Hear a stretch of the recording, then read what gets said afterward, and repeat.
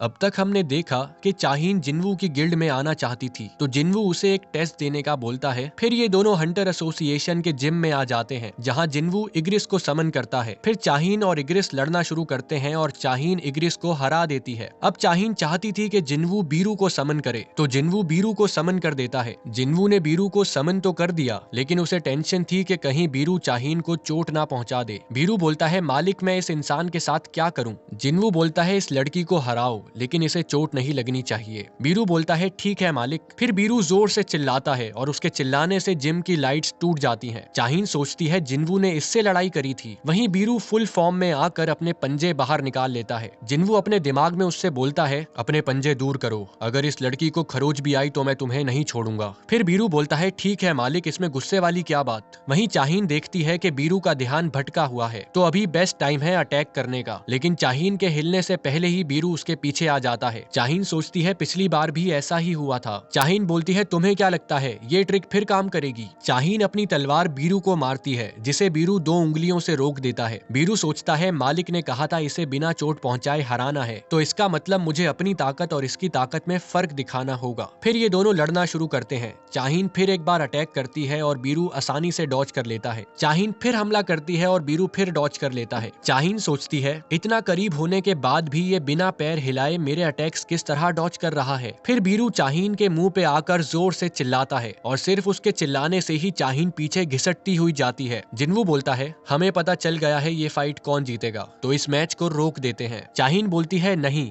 अभी मैं लड़ सकती हूँ। जिन्वू सोचता है इसके दिमाग में क्या चल रहा है, मुझे नहीं लगा था ये पावर डिफरेंस देखने के बाद भी लड़ना कंटिन्यू रखेगी। बीरू बाकी शैडो सोल्जर से अलग है, ये ज्यादा देर तक अपने आप को कंट्रोल नहीं कर सकता, क्योंकि ये एक मर्डर वेपन है और अभी मैं महसूस कर सकता हूँ ये अपने कत्ल करने के ख्याल को दबा रहा है। बीरू बोलता है, तुम्हारी इतनी हिम्मत। अब बीरू की अकड़ जाग जाती है, क्योंकि लिविंग ऑर्गेनिजम्स पहली नजर में ही पहचान जाते हैं कि कौन शिकार है और कौन शिकारी है, और इधर शिकार शिकारी के आगे अकड़ रहा था। अब बीरू चाहीन पे हमला करता है, जिससे चाहीन बच जाती है और अपनी स्किल शॉर्ट डांस को यूज करके बीरू पे हमला करती है, लेकिन बीरू उसकी तलवार तोड़ देता है। वहीं चाहीन देखती है कि उसका माना खत्म होने वाला है, लेकिन अभी भी वो एक स्किल यूज कर सकती है, तो वो ब्लेड ऑफ लाइट को यूज करती है और वही तलवार बीरू को मार देती है। ये देखकर जिन्वू टेंशन में आ जाता है। अब इसी भसड़ में बीरू को अपनी क्वीन का कमांड याद आता है, जो कि था अपने दुश्मन को मार दो। अब बीरू चाहीन को अपना दुश्मन समझकर उस पर हमला करने लगता है, तो जिन्वू उसे रुकने का बोलता है, लेकिन फिर भी बीरू नहीं रुकता और चाहीन का नामो निशान मिटाने लगता है कि तभी जिन्वू बीच में आकर उसका हाथ पकड़ लेता है। मैंने तुम्हें रुकने का कहा था। ये देखकर चाहीन तो हैरान हो गई थी। जिन्वू चाहीन से पूछता है, क्या तुम ठीक हो? और चाहीन बिल्कुल ठीक थी। वहीं बीरू बोलता है, मुझ पे रहम करना मालिक।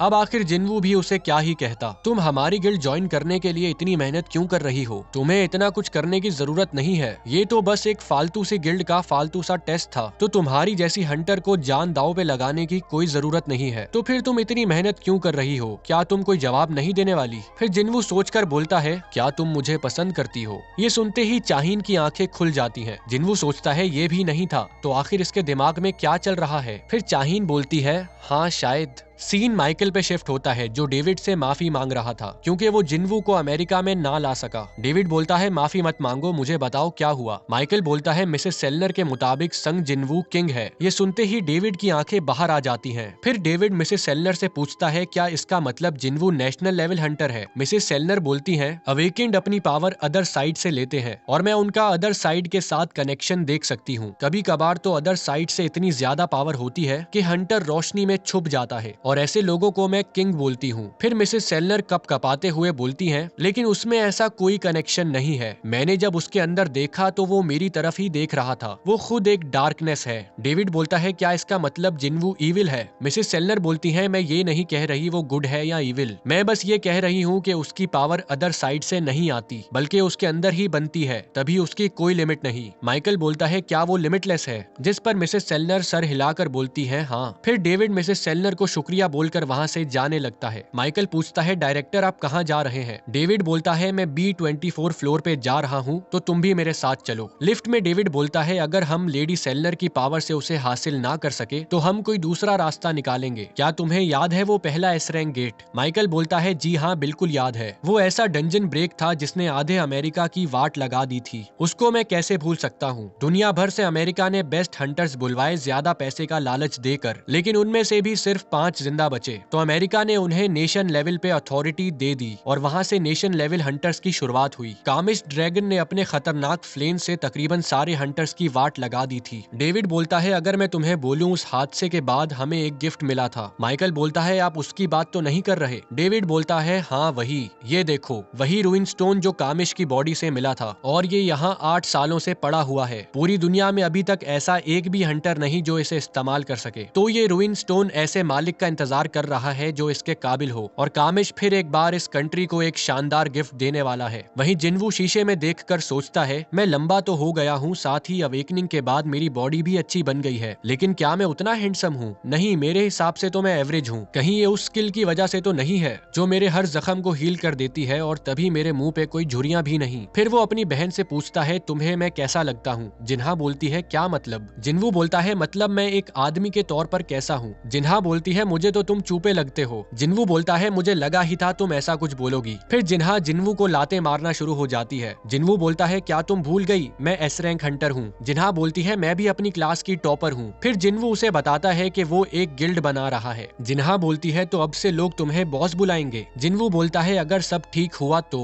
वैसे तुम्हारे हिसाब से सोलो प्ले नाम कैसा है गिल्ड के लिए? जिन्हा बोलती है तुम अपनी गिल्ड का ऐसा नाम क्यों रखोगे? जिन्वू बोलता है क्यों क्या हुआ? जिन्हा बोलती है तुम्हारी एबिलिटी शैडोज को समन करना है तो इसका मतलब तुम सोलो तो नहीं हो। अब जिन्वू को एहसास होता है कि जिन्हा की बात में पॉइंट है तो वो जिन्हा से ही गिल्ड का नाम पूछ लेता है। जिन्हा बोलती है आजिन कैसा रहेगा? आ का मतलब मैं और जिन का मतलब आगे बढ़ना, और ये मेरे नाम की उल्टी स्पेलिंग भी है, तो तुम इसके बारे में क्या कहते हो? जिन्वू बोलता है ये नाम बुरा तो नहीं है। वहीं दूसरी तरफ चाहीन ब्लश कर करके पागल हुई पड़ी थी। चाहीन बोलती है बेवकूफ लड़की, तुमने शायद क्यों कहा? मैंने तो अपने प्यार का इजहार ही कर दिया। वहीं जिन्वू ने उसे बोला था फिर तो गिल्ड ज्वाइन करने के और भी तरीके हैं। चाहीन बोलती है वो मुझे पागल समझ रहा होगा। फिर चाहीन जोश में आकर बोलती है उसने मेरी जान बचाई तो मुझे उसमें इंटरेस्ट तो होगा ही, इसका मतलब सब कुछ ठीक है। लेकिन थोड़ी ही देर में उसका सारा जोश पानी कम चाय हो जाता है। चाहीन बोलती है देखा जाए तो मैं बियोंग की हीलिंग एबिलिटी की वजह से जिंदा बची हूँ। फिर उसे बियोंग की बात याद आती है जो उसे डूबने से बचाते हुए बोलता है प्लीज उसे बताओ उसे बच के रहना होगा। प्लीज हंटर संग जिन्वू को बताओ उसे अपनी पावर से ही खतरा है। चाहीन बोलती है मुझे याद आया मैंने उस दिन बियोंग को देखा था।